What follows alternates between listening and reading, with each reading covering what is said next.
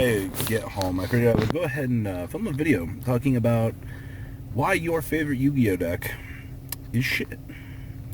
Yep, couldn't be any more blunt and honest about that. So every person in this game, new or old, your favorite archetype is probably shit at the moment. It doesn't matter what you do to really improve it, you're probably not going to be winning a tournament anytime soon. And this was kind of like a self-realization I came to about gadgets.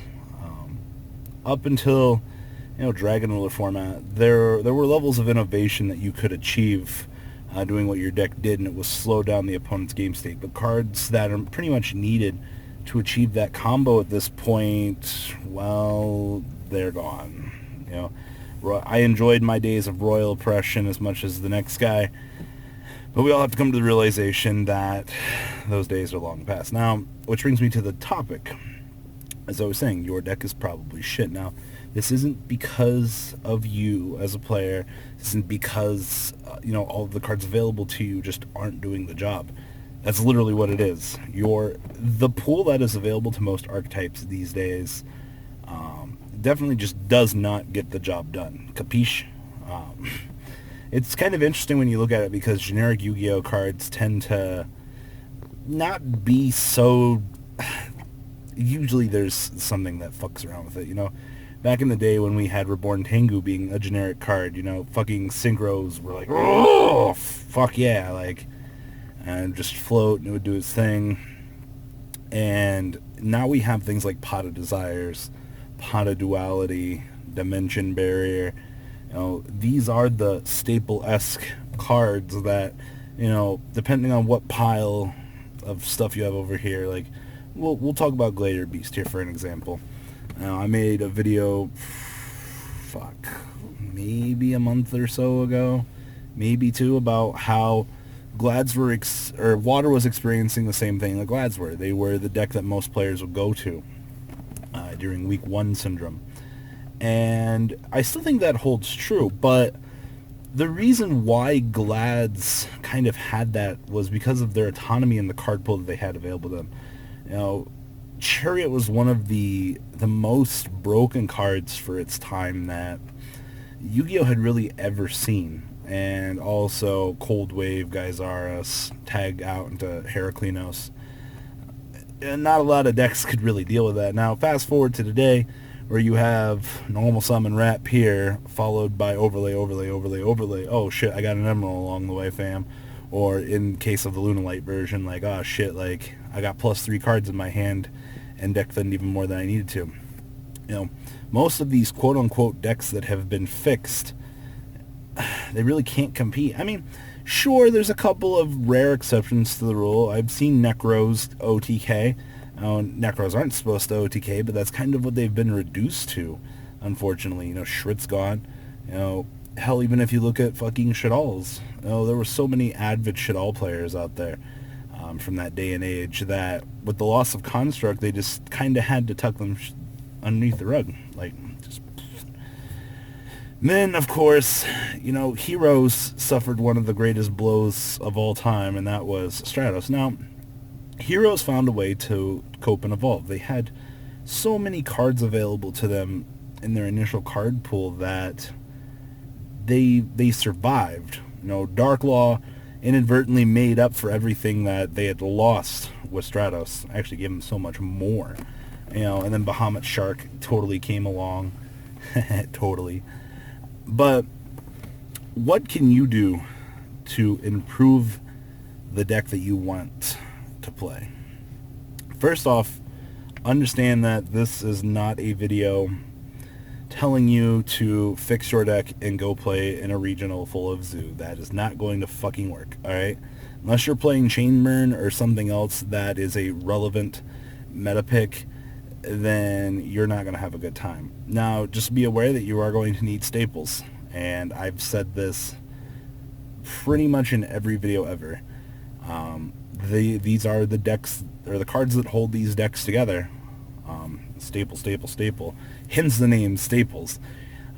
Things like D-Barrier, things like Solemn Strike, things like Solemn Warning, maybe Torrential Tribute if you're going to feel cheeky at this point.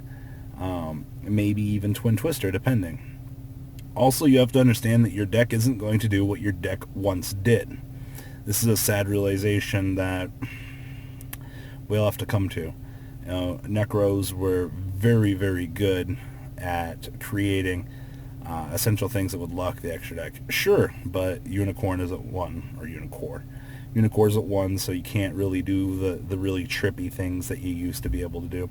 And then to top things off, unfortunately, Shaddolls don't have Construct, which was essentially one of the best filter cards that they had in the deck. I mean, yeah, they still have Winda, but the main characteristics that made these decks, quote-unquote, what they were in the metagame, doesn't exist. This is where you have to innovate and evolve, for example. Gladiator Beast might not get you where you need to be. I mean, obviously, you can summon Bestiari, set Waboku, and you better hope that the other 3 cards that you're setting if you're going first are very relevant. I don't know how well you're going to do against Zoo when Zoo has Barrage and probably the Rapier to just tear through your field. Now, granted, a Bestiari with a Royal Oppression behind it might be fucking just the most insane Yu-Gi-Oh play of all time. Unfortunately, that card does not exist. It seems more like a shit video of just being like, but Royal Oppression's gone, boy. No, that's not the case. It's interesting, like, many players sit here and spend hours of their time trying to innovate these decks. The things that, like, I never want to give up on Battling Boxers, for example.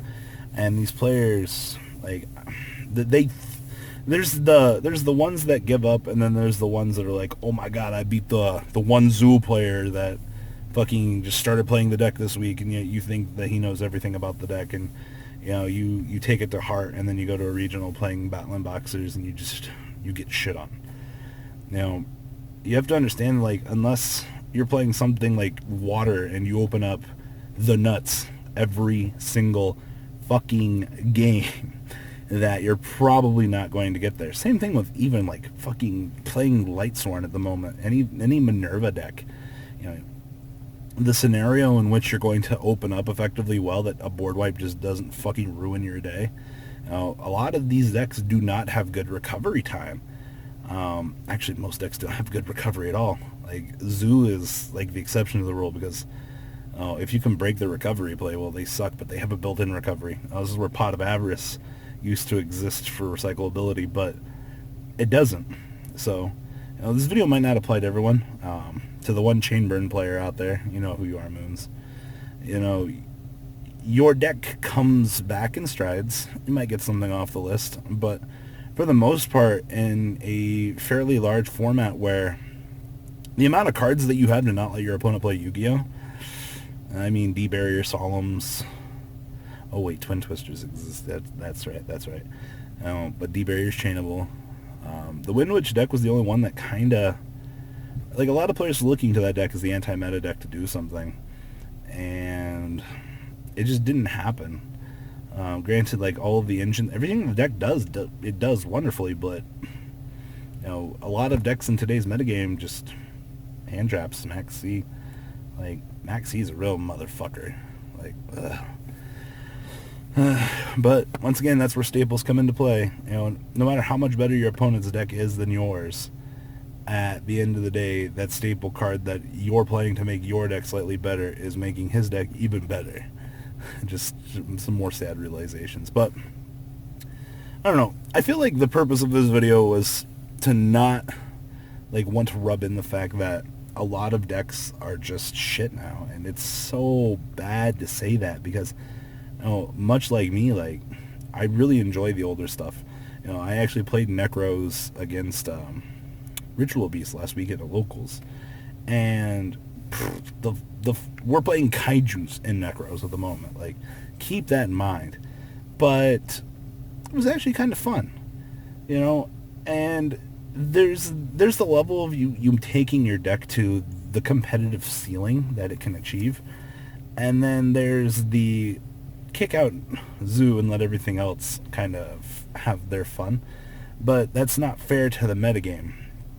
because what you want to play isn't fully optional. You unfortunately are forced to go play the best thing if you want to have a chance to win versus having fun. And that's the sad argument that I see a lot of people in this community get angry with, is just literally the fact that, you know, they feel entitled that Necros should be winning every event right now because that was the last deck they invested in. And then you have the Zoo player that's like, damn, I'm having a blast right now. It's like, effect, overlay, like. So, I mean, every person has their own viewpoint, and unfortunately, watching a lot of these decks not be at their competitive best right now because of stupid hits on the list or because of limitations like that. It's a sad, harsh reality. So, but what do you guys think? Obviously, a few people are going to be mad because I inadvertently called their deck shit because they're not at their competitive best. I get that Battling Boxers does some cool shit. I get that. I miss Necros. Get that. Miss Gladiator Beast. You guys get that as well. But what can you guys do as players to make your decks better? Besides infinite hours of playtesting, even though the sad realization of it just not working is evident. What do you guys think? Leave a comment down below. Obviously, everything in this video has been from my observations lately in the community. No, my opinion is my opinion only. Doesn't count for anyone else in this game. It's one of the things I value about this channel is being able to speak freely. I think it's a lot of the reason why a lot of people somehow think I come off as an arrogant douchebag, and that's not my intention when doing these videos. It's to be as blunt and honest as I can with my opinion. Obviously, I'm not inconveniencing anybody by making these videos. I think that's the cool thing about these, is I can speak freely, do my thing. So yeah, what do you guys think? Leave a comment down below. Tell me what you guys are nom. And I'm out. Deucerinos. That's not all, folks. Please subscribe if you enjoyed this video. Please check out my Cardfight Vanguard channel, VanCole40. You guys will get an insight on our playtesting sessions. And please check out the Zodiac Duelist TV Twitch stream. That way you guys can follow the House of Champions and MCole40 interactions. Please check out MCole Games for all of your guys' trading card game needs. And if you guys enjoyed this content, please check out my Patreon in the description. Every bit helps to the creation of these videos. One step at a time in improvement, and that's the goal of this channel. Alright guys, have a good time, and thanks for watching.